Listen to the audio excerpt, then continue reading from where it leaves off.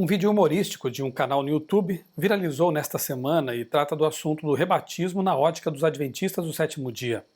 Não se trata de conteúdo ofensivo, e como o próprio autor diz no fim do vídeo, a ideia é criticar as pessoas que não levam a sério a vida cristã e banalizam o rito do batismo. Mas será que existe base bíblica para batizar uma pessoa mais de uma vez?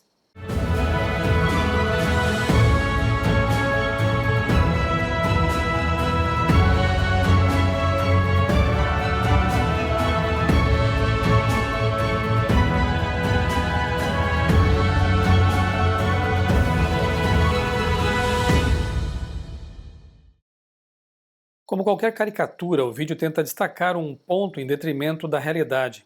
Na verdade, os adventistas não ensinam que por causa de qualquer pecado a pessoa deve ser rebatizada. Por exemplo, em 1 João 2, verso 1, é dito que não devemos pecar, mas se pecarmos temos um advogado. Em 1 João 1, verso 9, está escrito que se confessarmos nossos pecados, Jesus é fiel e justo para nos perdoar e nos purificar. O texto bíblico não diz que a cada pecado que cometemos devemos novamente passar pelo batismo. Diz, sim, que devemos confessar novamente. A cerimônia do lava-pés, estabelecida por Cristo, tem esse papel renovador. Conforme explica o bibliotecário e mantenedor do canal Bíblia Anotada, Vanderlei Hicken, rebatismo é para casos em que a pessoa decide abandonar os caminhos de Deus e depois de um ano ou mais ela cai na real e assim, como o filho pródigo, volta para a casa do pai, recebendo uma nova roupa e um anel para atestar a filiação recuperada. Essa demonstração pública de compromisso e mudança de vida é feita por meio do rebatismo. Quando a Bíblia fala em um só batismo, não se refere à quantidade de batismos, mas à forma correta de se batizar. De fato, existem muitos tipos de batismos, porém, apenas um é o correto, o que testifica da entrada no reino de Deus, demonstrando que houve morte para o pecado, sepultamento nas águas e ressurreição para uma nova vida. Daí a necessidade de o batismo ser por imersão, como foi o de Jesus, nosso modelo. O texto que menciona um só batismo é Efésios 4, verso 5. A primeira coisa a ser analisada é quem é o remetente da carta endereçada aos Efésios. Como ocorre normalmente, as cartas do Novo Testamento têm um introito, que contém a apresentação do emissor da carta, e lemos no primeiro verso do livro de Efésios o seguinte: Paulo, apóstolo de Jesus Cristo, pela vontade de Deus, aos santos que estão em Éfeso e fiéis em Cristo Jesus. A carta é de autoria do apóstolo Paulo e levar em conta esse pano de fundo ajuda bastante na compreensão do assunto.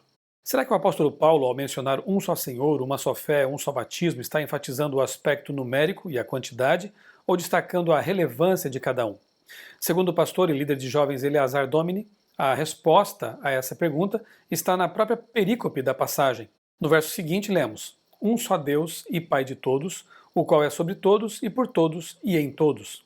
É óbvio que esse verso não está ensinando que apenas o Pai é Deus, pois estaria em contradição com João capítulo 1, verso 1, verso 14 e diversos outros textos do Antigo e do Novo Testamentos.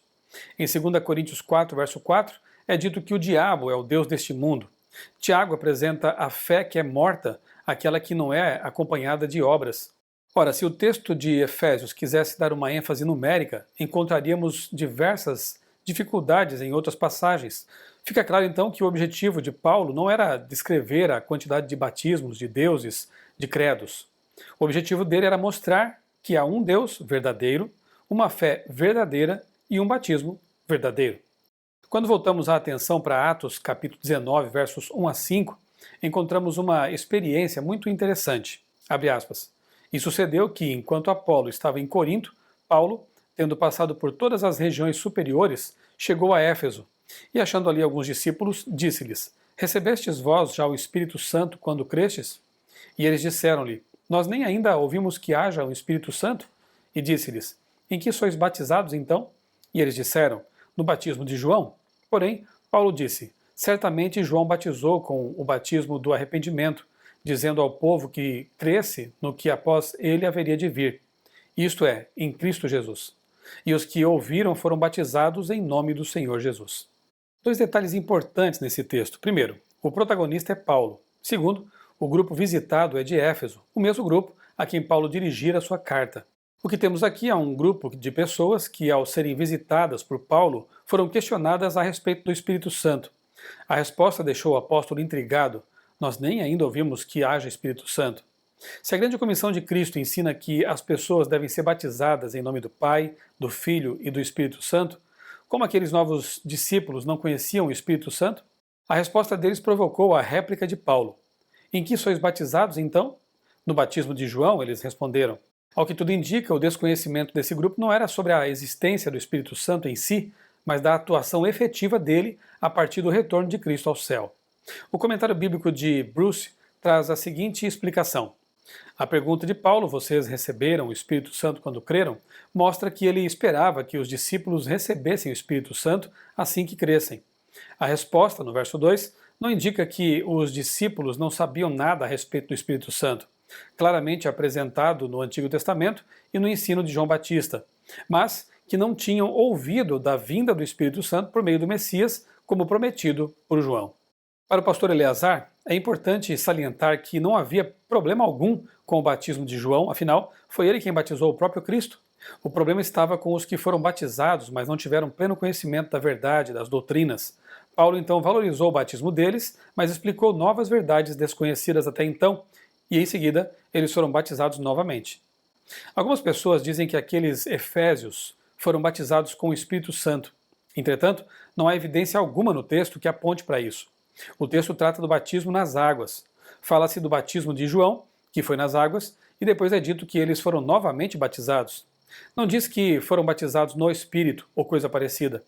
O conhecido comentarista Champlin escreveu o seguinte: outros estudiosos pensam que está em foco aqui o batismo do Espírito Santo, e não o batismo em água, mas essa ideia está igualmente errada e de forma alguma está subentendida no texto sagrado. O verso seguinte esclarece ainda mais o assunto. E impondo-lhes Paulo as mãos, veio sobre eles o Espírito Santo, e falavam diversas línguas e profetizavam. Se o batismo mencionado no verso 5 não fosse o das águas, que necessidade haveria de mencionar no verso seguinte que Paulo impôs sobre eles as mãos para que recebessem o Espírito Santo? A narrativa está em ordem cronológica. Primeiro, Paulo encontra os efésios e questiona o conhecimento deles acerca do Espírito Santo. Segundo, eles declaram não ter conhecimento do assunto. Terceiro, Paulo pergunta em que foram batizados e a resposta é no batismo de João. Quarto, Paulo explica o assunto para eles e ao final eles são batizados. E quinto, Paulo impõe-lhes as mãos para que recebam o Espírito Santo. Não haveria necessidade alguma de mencionar que eles foram batizados no batismo do Espírito, como pretendem alguns, e depois Paulo impor as mãos sobre eles para que recebessem o Espírito Santo. A ideia de rebatismo em Atos 19 é compartilhada por grandes teólogos não adventistas como Marshall e Matthew Henry. Logo, diferentemente do que o vídeo humorístico dá a entender, os adventistas não são os inventores do rebatismo, muito menos rebatizam pessoas por qualquer motivo. O batismo é um dos ritos mais sagrados do cristianismo, e é assim que tem que ser tratado.